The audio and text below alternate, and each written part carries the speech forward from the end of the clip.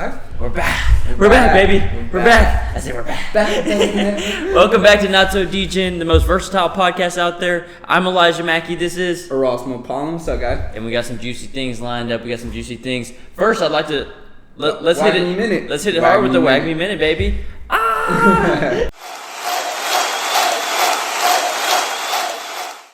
All right, so today's Wag Me Minute is going to be, what is alpha? Alpha.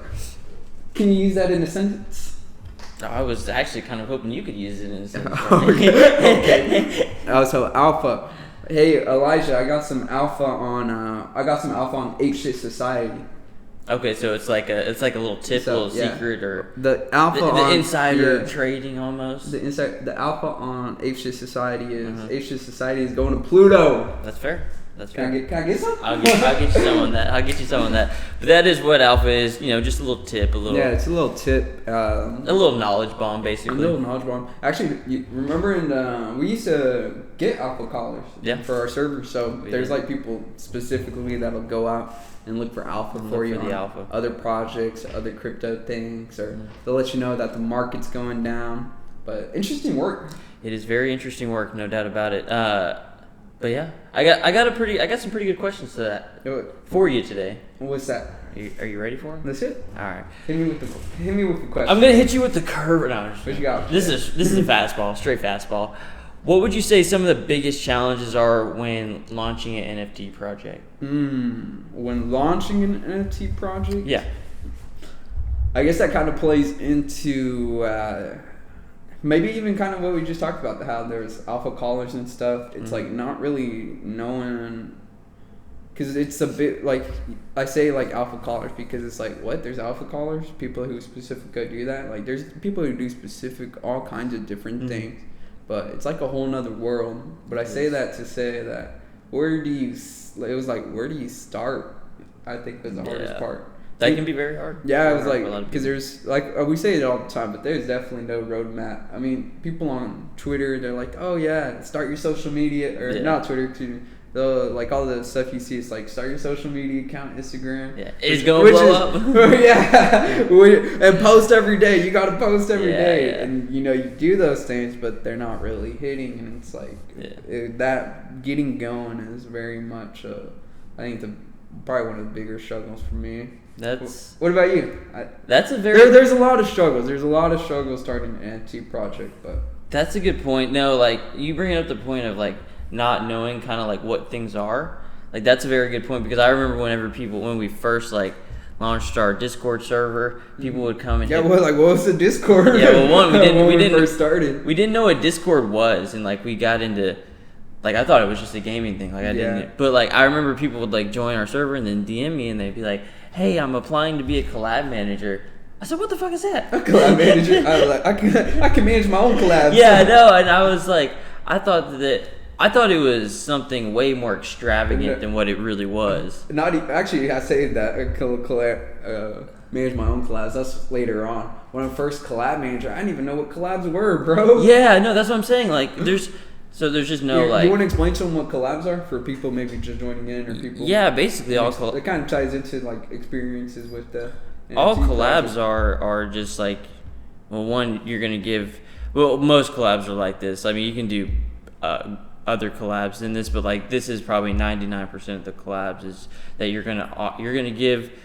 There's two projects. You're gonna give the project some whitelist spots, and the project's going to give you whitelist spots, or they can give you like a free mint, or you can give them whitelist spots, but that's all it is. Pretty much you're working with the other project and to kind of help. But when you say working with another project, it sounds way more intense than what it really is. It's just because I remember when I first heard collab, I was like, oh, because they say collab with other projects. So like, okay, I don't know if I have time to do that, but okay. So I don't think I can. And how do you set up a collab? Like, you know. And I was like, I'm not ready to do like FaceTime calls with all these other projects. Yeah. But no, it's very basic. They just shoot you a DM like, hey, we'll give you this if you give us this. You post this, we'll post this. That's pretty much what it is. You post this, we'll post this. But there's nobody out here explaining that. Ain't nobody telling you there's collab managers out there. Or that it's even that simple. Like You would think that it's a way more complicated process than what it really is, but it's really not. Yeah, that's something that like sometimes you can overcomplicate things so much. Yeah. Kind of goes into how I was saying, where do you start? You can overcomplicate something so much and just think about it so much that you just don't even do it. Yeah. That you just don't even. You're just like in your head all day. You're in your. Oh, but what if this happens? Yeah. But what if this happens? What if we launch this project and then nothing happens? Yeah, nothing happens. All like, well, and you got to sit down and you think about those things, but then I always say you just gotta take action. And honestly, what it really comes down to is activity breeds activity. So like even if it's maybe not activity in the right direction, like activity will breed some type of output. Yes. You know, activity does breed activity. Where'd you pick that up? Got it. little movements create big movements. Little movements create big movements. Pick that up in the car business. Yes. But that wasn't even like that wasn't for me at least. That wasn't one of my biggest challenges. My biggest challenge was probably like posting on all the social medias and stuff, and like getting more accustomed to it. Posting on do you not know how to tweet? It's not that you don't know how to tweet or what? It's not that I don't expand. It's not that I don't know how to tweet. It's just that I don't like my personal accounts. Like I'm not like a Twitter guy. You know what I mean? Like that's true because this is something new to me. Honestly, yeah, that's so funny. It's because we try it or. We drop an NFT collection, but when we first started, when we were dropping this NFT collection, I remember telling you, I was like, bro, we don't even post on our social media accounts. How are we supposed to post on all these? Yeah, no, I actually vividly remember you saying that, and I was like, dude, we'll build it and they'll come. Yeah, but then I just told him, I was like, you know what? It's just I don't like to like, maybe like, I don't know, sometimes I feel like social media is always a flex. Like, even if you're not trying to flex, it's always, always a little still flex. Kind of a little flex. But that's why I don't post it. And I was like, oh no, this will be different because we're posting about ourselves. I can post about something that's not necessarily me because it's its own thing, you know? So yeah, I feel that. You can definitely post more things and not feel like, it's like you're just out here flexing on. Ape Shit Society was created by us, but at the end of the day, it's its own little thing. Yeah. But no, I definitely feel that, like, where do you start? Like how we were saying, like Discord. I had never heard of Discord. Until we had started into it, but Discord is actually really, really cool. Like Andrew Tate uses it. Yeah. Andrew Tate. The top G. Yeah, he uses it for Hustlers University. Yeah. I didn't know that till after we really got into Discord, because then that was after when Andrew Tate really blew up. Yeah. But I actually subscribed to his thing. What did you think about it? I only subscribed to it because it was on Discord and we were using Discord a lot. Oh dang! I probably need to cancel that subscription. sorry, Tate Dog. Dude, you're still paying the top G right now. Yeah, I probably still am. That's probably how he's making all his money. People forgetting to cancel subscriptions. Same way with like gyms and stuff. Totally off topic. Same way with gyms. You know, like it was like how many people are signed up at a Planet Fitness, and this number could probably it could be wrong, but I think it was something like 6,000 people are signed up at like a Planet Fitness like paid membership, and only like a couple hundred people go a month.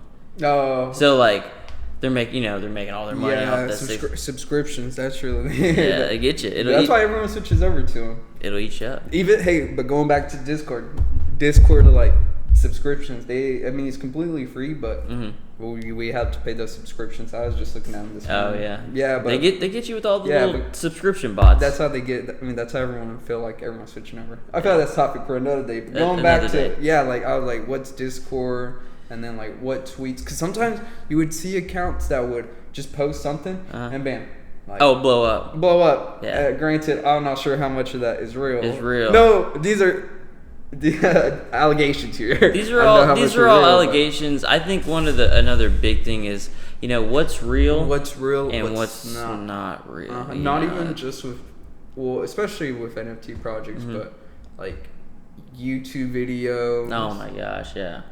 Influencers on Instagram. Magic Eden. Yeah. Hey, Magic Eden. Magic Eden. We're calling you out. We're calling you out, Magic Eden. Something's definitely fishy with that. Fishy. Something's fishy. No doubt. Something's definitely fishy with Magic Eden. But, so what's real and what's not. And then I guess that kind of also goes into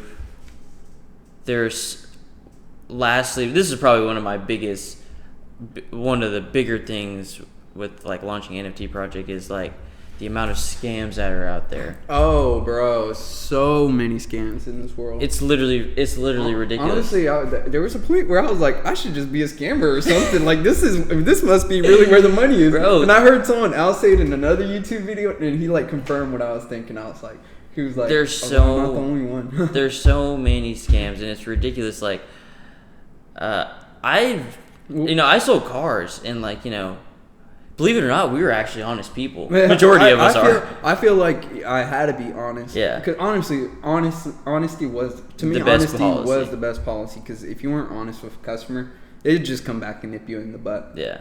But I don't know why car salesmen get it bad. Maybe we were just the good car salesman. But gosh, what were you saying? The scammers. The scammers. There's so many of them, dude. I have so many examples. Oh, car sales. I think what I was gonna say about that was that because if you didn't do the full car deal, like if you didn't do the whole work for the car deal, then you didn't get paid the full amount. And there's times where people would just come up to you and they'd expect to get paid for like work that they did, like work that they didn't do. Is that what you're saying? Or didn't do, didn't do. Like like the alpha callers that we were talking about. Sometimes we'd pay them to do stuff to post a certain amount of times, and they wouldn't do it. Yeah, they'd be like, I didn't have Wi-Fi or something. Yeah, very common. Sir, can you pay my data? And you're like, no, bro, we're not paying your Wi-Fi. Like, love you, but I'm sorry, we're not. I remember one with some guy. This is a little off topic. Same thing. He was like, I'm dying on my bed. Can you send me money? Yeah, I've actually. I don't know. If, like, I kind of categorize that into scamming because it's like, who knows what's really going on? Who knows? Maybe he could have. I don't want to. Maybe possibly, but it's weird because I got the exact same message. Oh, you got the same message too? Not from the same guy, but like, no, I've definitely got a message like that. I feel like some of those people really have templates that they just go through. I could imagine that they're just blasting them out to every. They just join a bunch of projects and they just send them out and see who will like actually send them something. Because honestly, I'm sure somebody will send them something. Well, here, I want to ask you something that'll lead into something else.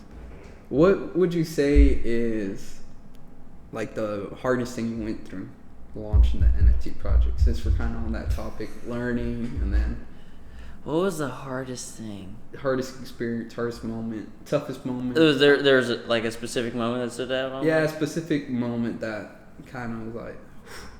That's a tough one. When we got hacked, that was. When we got that was gonna be my answer. When we got hacked, the Discord. Pause. So we jumped in an NFT project and we actually got hacked a little bit. Our Discord got compromised. Not even a little bit. We definitely got hacked. Yeah. And I guess that's kind of a hack. When you say hack though, really, when you say hack, dude, you imagine somebody behind the keyboard just going crazy on it, but it wasn't even like it. Yeah, compromised. Your account got hijacked. My account got hijacked. So I was the server owner of the first server that we were in right before we were about to drop, and then this was in June, and this guy hit me up. He was like, "Hey, I got this project or whatever that I'm working on, and I'd love to get your help." And then he was like, he even offered. He was like, "We'll pay you whatever." And I was like, "Oh, okay, cool." Like honestly, I was just gonna give him my honest opinion and not even charge him, but okay, if he wants to pay, that's fine. So then I go in there, and then I joined the server and I joined the server, and then I had to do a verification, and the verification felt a little off. I remember doing the verification, and my gut was literally telling me, don't do it. So if your gut tells you not to, whatever your gut's telling you, just trust your gut, honestly. Yeah, always trust your gut. Always trust your gut. Because it's telling you something for a reason. And it was literally telling me not to do it, but I was like, nah. Don't do it! I was like, nah, we good. So I did it, and then basically he took over my account. And his account was the owner, so it had all the permissions and stuff. Yeah, so he took over my account, and then he just transferred ownership to his account in our server. There's more to that story, and if y'all want to hear the full story, let us know. But I think that was also the toughest moment for me too. That was a tough one because we had been working on the project for like 6 months at that point. Yeah. Kind of leading up to like from the inception of it, like the idea, or no, not even the idea. I guess if you talk about the idea, then we're talking about what like month October, is June? October or November, really. Yeah, November. We're talking about like 8 months. 8 months in the works idea. but like actually working on it like January-ish. Still about you. Anyway, so yeah, that was kind of tough, like seeing like all your hard work, like hard work, and I'm not gonna lie, we have put a like good chunk of money into the project to be like, oh my god, because especially in that moment, it's like you don't want to lose trust with all your followers. Peoples too. So it's like you're like, man, and it was right the day before mint day, so I'm sure they were just watching our server, and like it all happened very fast. Yeah, it all happened very, very fast. Yeah, it was one second we were Gucci, the next second we were hacked. We were gone. I think it was funny. I was telling Elijah that day.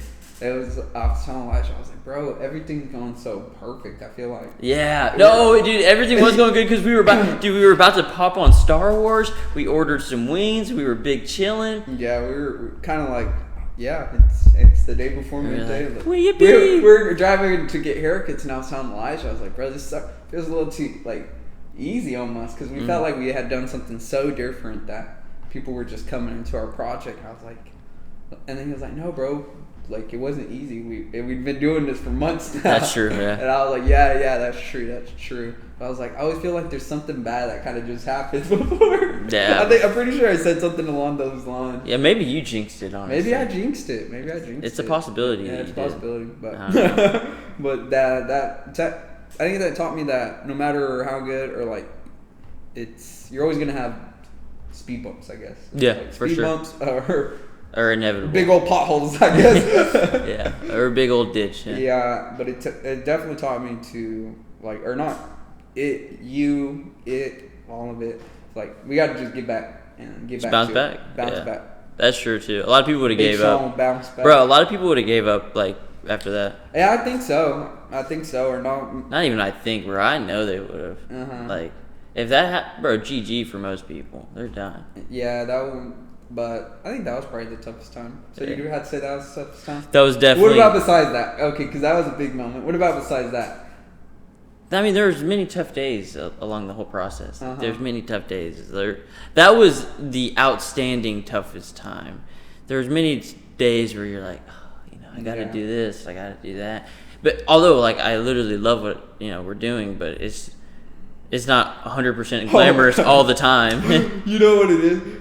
I actually really do like, because we quit our jobs to do this, but like going from working at the dealership like all day, you're there all day, to coming home from here, it was great. But honestly, coming here and just being here stuck looking at these walls all day, I think that was kind of tough. But I wouldn't say it was tough, but it's like a funny tough. I was like, I thought I would really like this, but it would be times where I was walking outside and you're like, I need this. I was like, oh my gosh, I think I feel unhealthy. There you go. Yeah, unhealthy. Yeah, it feels unhealthy just being here all day. It kind of does in a way. But on that note, you think that's a good spot? I think that's a great spot to end up at. We appreciate you guys watching. Go ahead and hit the like button. Go ahead, throw the comment down. Go ahead and subscribe. We appreciate you watching Not So Degen. And remember, stay Degen, my friends. We're getting it. We're closer. We're closer every time. All right. Peace. I was even watching your mouth, see where I was going. Yeah. We'll try to really anchor that in.